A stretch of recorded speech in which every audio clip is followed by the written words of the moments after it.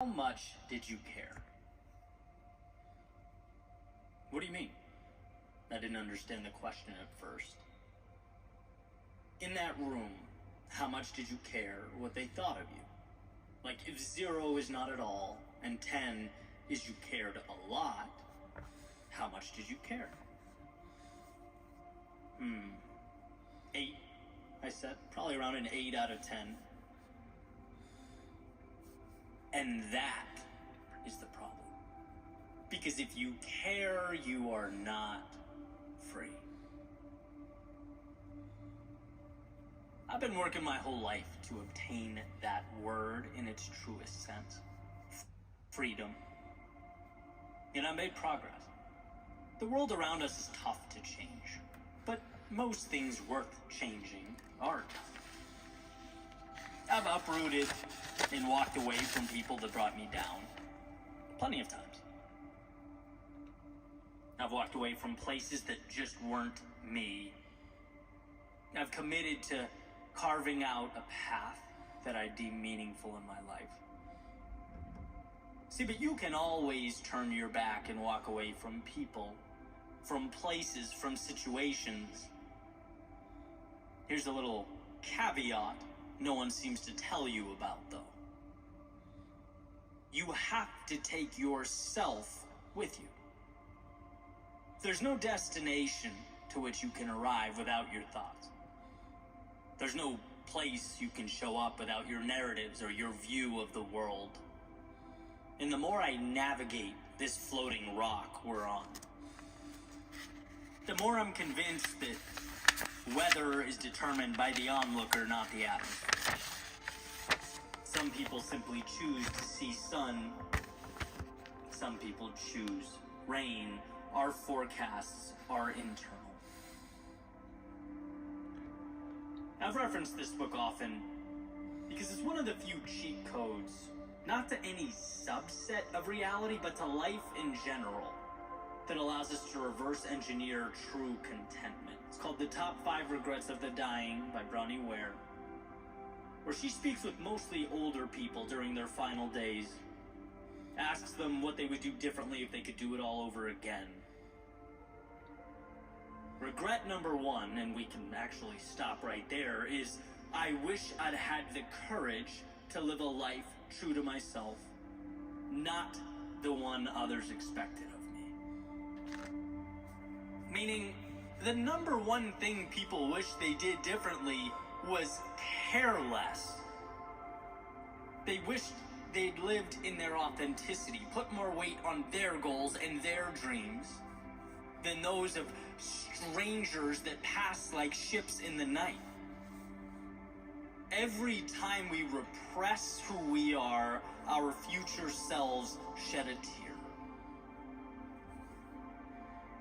And I know that's not pretty or uplifting to think about, right? A future you looking down and wishing you'd sought out that freedom in its truest form. The freedom to live fully.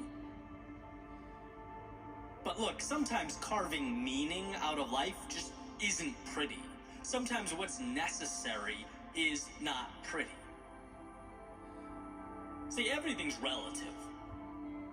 And perhaps understanding that it's not others who are the judge, but it's instead that older version of you sitting on the bedside, reflecting back on this one roller coaster ride. Maybe that's who we're living for. That's the well from which our courage should be drawn. We are guests, passing through a miracle, with minds that falsely and irresponsibly whisper we have all the time in the world, trying to convince us that the trip lasts forever. But it doesn't. Your life is a raindrop in a thunderstorm. It will be over as fast as it arrived, and how you choose to live it will be everything. See, there will always, in some capacity, exist that voice asking you to dial it down. There will, from time to time, be sweaty palms and shaking knees. You know, those human things. But when you find yourself standing on the edge of that door, looking out at a world that you know calls your name, let your voice be louder than all of it. Let the beating of your heart be stronger than your fear. And if you can't do it for you, then please do it for that version of you years from now, looking out the window smiling about how you almost said no. You almost boxed yourself in. You almost let what matters pass you by. But instead, you captured life like a child chasing down a firefly, that in a world of constraint, you allowed yourself to be free.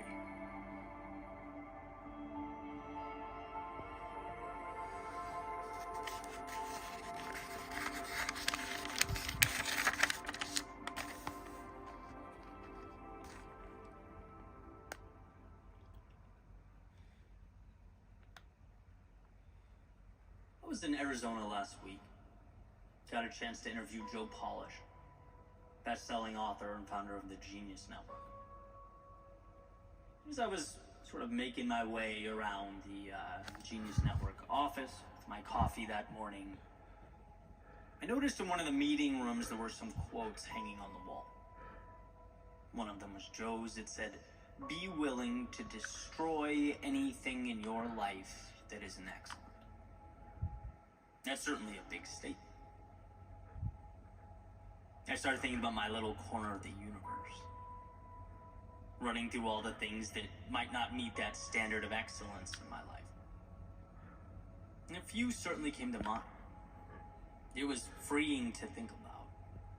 But could excellence really be a standard for everything? I mean, that's a high bar. And so I wrote it down, a little reminder to bring it up later during the evening.